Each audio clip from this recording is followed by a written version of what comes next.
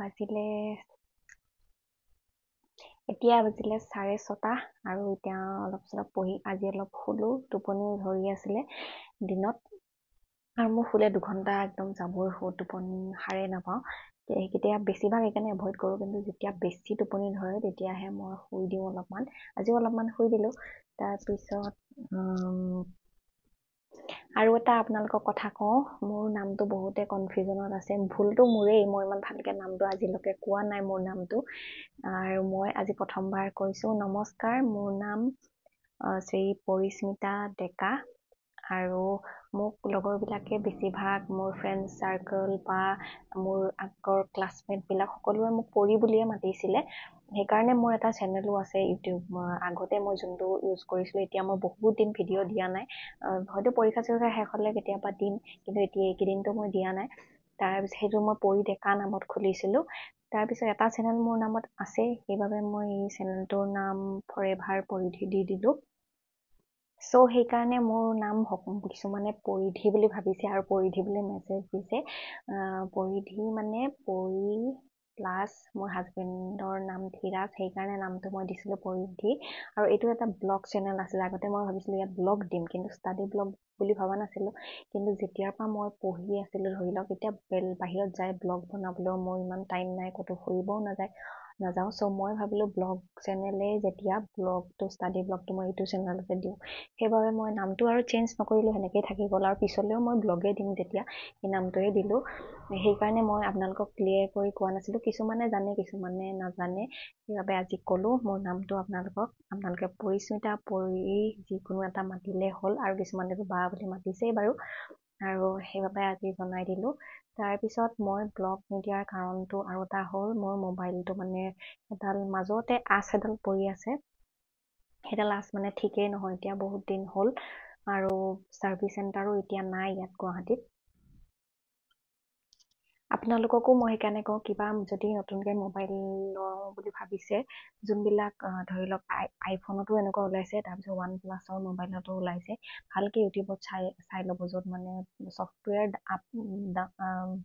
Software update কৰাৰ পাছত মানে এনেকুৱা লাইন পৰি যায় এডাল মোৰ আগৰবাৰটো 2ডালো পৰি গৈছিলে কিন্তু ফ্ৰীত ভাল কৰি দিছিলে আগৰবাৰ কিন্তু এতিয়া হয়তো কাষ্টমাৰ বহুত ওলাই গ'ল সেইকাৰণে পলাই দিলে চাগে এতিয়া যোনটো ঠাইত আছিলে ছাৰ্ভিচ চেণ্টাৰ সেইটো ঠাইত নায়েই এতিয়া ত' মানুহে ইমান পইচা দি মোবাইল লয় তাৰ পাছত যদি এনেকুৱা হয় অলপমান প্ৰব্লেম হৈ যায় সেইকাৰণে চাই চিতি ল'ব আৰু আইফোনৰটো এনেকুৱা হৈছে আইফোনৰটো ফ্ৰীত ভালো কৰি নিদিয়ে বহুত টকা যায় সেইকাৰণে ভাবি চিন্তি ভাল যোনটো মোবাইলত মানে সেইটো হোৱা নাই সেনেকুৱা মোবাইল ময়ো নেক্সট টাইম সেনেকুৱা ল'ম এতিয়াতো এইটো দিয়ে চলিম বাৰু ভিডিঅ' চাবলৈ মোৰ এনেও আইপেডটো আছে সেইটোত ইমান নাচাওঁ ভিডিঅ' সেই দুটা কথাই আপোনালোকক ক'লোঁ আজিৰ ব্লগটো শ্বৰ্টকৈ বনাইছোঁ আপোনালোকে ব্লগ দিলে ভাল পায় সেইকাৰণে দি আছোঁ কিন্তু আজি বেছি শ্বুট কৰা নহ'লেই আৰু পঢ়াও টেনশ্যনো হৈ আছিলে মোৰ বহুত কুৱেশ্যন পেপাৰ ইমান ভালকৈ পৰা নাছিলোঁ সেই BTC 2খন পেপাৰ অলপমান চালোঁ PGTৰ অলপমান বাকী আছে চাবলৈ সেইদিনা মই মোবাইলটো এনেকৈ দি পঠালোঁ তাৰপিছত ছাৰ্ভিচ চেণ্টাৰ বিচাৰি সেইদিনাও নাপালে গোটেই দিনটো সেনেকৈ গ'ল আৰু তাৰ পিছৰ দিনাও লৈ গ'ল এনেকৈ তাৰমানে 2 দিন মোৰ ব্লগ বনোৱাই নহ'ল এতিয়া কি হ'ব পাত্তা নাই এনেকৈয়ে থাকি যাব কাৰণ আৰু ধৰি লওক 14-15,000 দি ঠিক কৰাতকৈ মই নতুন মোবাইলে পাম আৰু সেইবাবে এতিয়া ঠিক নকৰোঁ ডাইৰেক্ট 25 মানত মই মোবাইলে ল'ম আৰু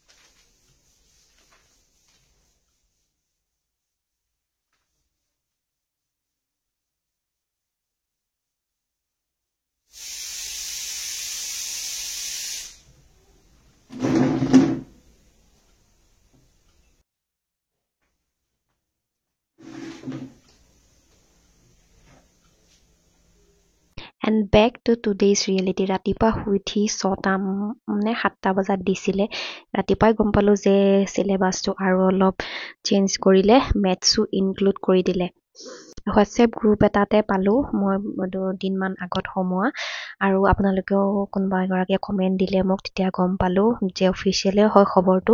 মেইন কথাটো হ'ল কি আমি বহুদিনৰ পৰা টেটৰ কাৰণে প্ৰিপাৰেশ্যন কৰি আছিলোঁ। ধৰি লওক কিছুমানে এডিআৰিৰ কাৰণেও মাজতে টেটৰ প্ৰিপাৰেশ্যন অলপ শ্ল' কৰি দিলে, কিন্তু কিছুমান আছিলে যোনবিলাকে এডিআৰি ধৰি লওক মেথছৰ কাৰণে কিছুমানে টান পায় কাৰণে এডিআৰি প্ৰিপাৰেশ্যন নকৰিলে, টেটৰ কাৰণে প্ৰিপাৰেশ্যন কৰিলে। লাষ্টৰ মুহূৰ্তততো 2 মাহ আগততো মই বাদেই দিছিলোঁ এডিআৰি পঢ়া, ভাবিছিলোঁ টেটটো নিজৰ হিচাপত হ'ব, নতুনকৈ পাতিব, নতুন চিলেবাছ, চ' সেইটোৱে ভালকৈ দিম আৰু মোৰ টিচাৰ হ'বলৈ যিহেতু মন।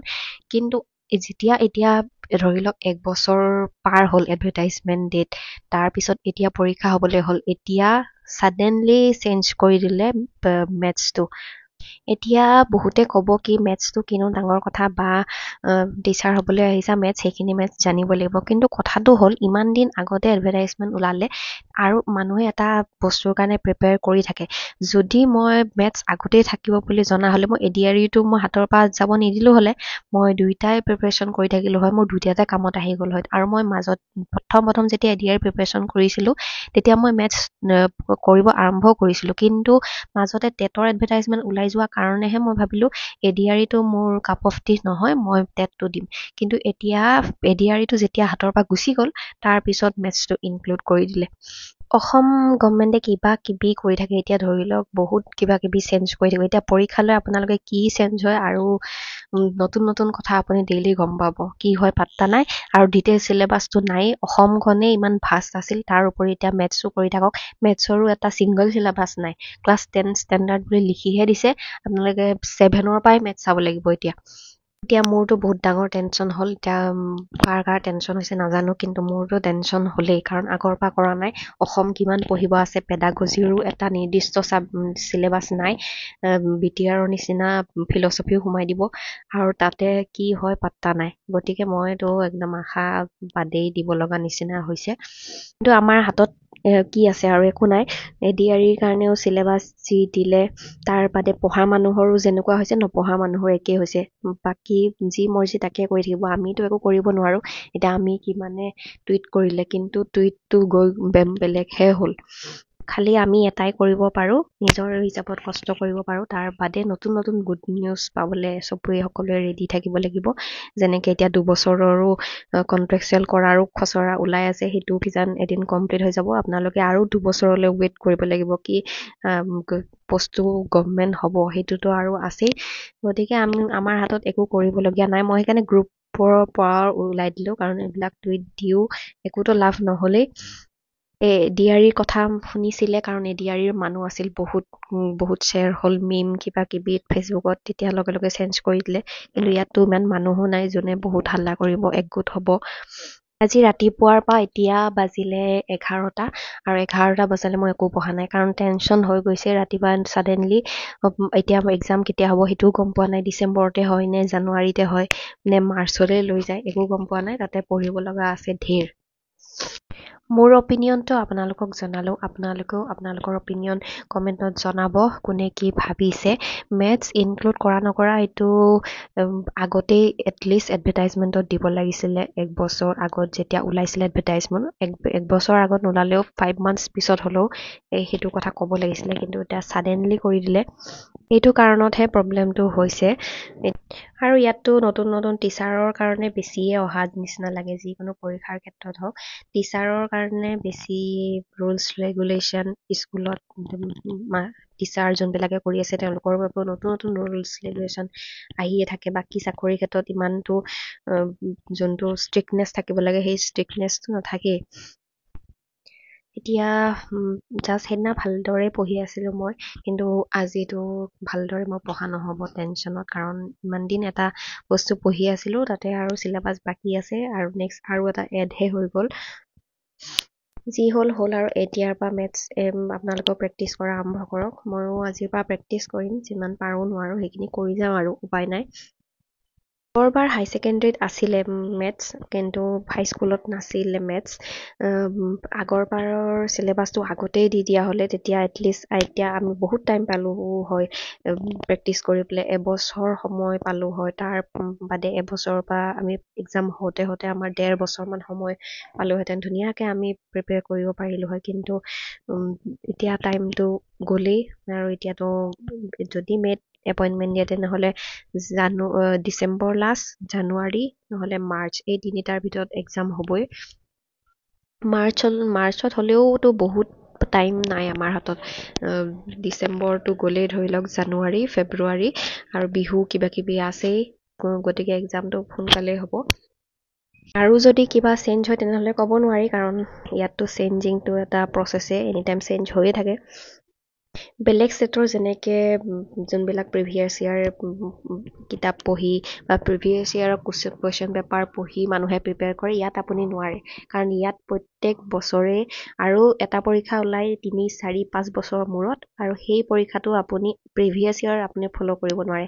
কাৰণ আজি আগৰ পৰীক্ষাটোত যি ফ'ল' কৰিছে, আপুনি সেই ফ'ল' কৰিলে এইটো এক্সামত আপুনি বেয়া হ'ব। যেনেকৈ ADR ক্ষেত্ৰতে আপোনালোকে গম পালে যে ADR ফাৰ্ষ্ট টাইম হৈছিলে, কিন্তু মেথছ ইমান সোপা দিলে, প্ৰথমবাৰ মানুহৰ সেনেকৈ গ'ল, ছেকেণ্ডবাৰ আকৌ একদম আনএক্সপেক্টেড কুৱেশ্যন, যোনবিলাক কিছুমান নপঢ়া মানুহেও যিমান পাইছে, পঢ়া মানুহেও সিমানেই পাইছে, অলপ চলপ ডিফাৰেঞ্চ আছে।